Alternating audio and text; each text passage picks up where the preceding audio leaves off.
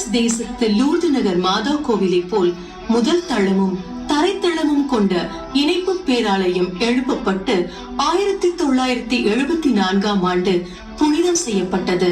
பெரும்பாலான திருவழிபாடுகளும் திருப்பலிகளும் இந்த இணைப்பு பேராலயத்தில் தான் நடைபெறுகிறது.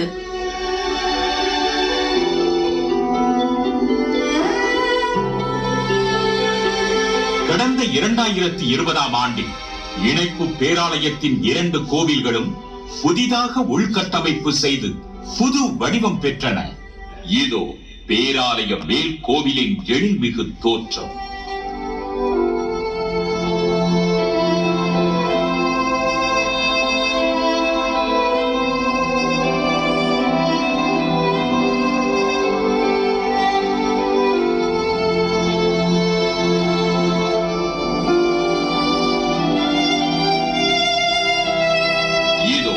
பேராலய கீழ் கோவிலின் அருள்மிகு தோற்றம்.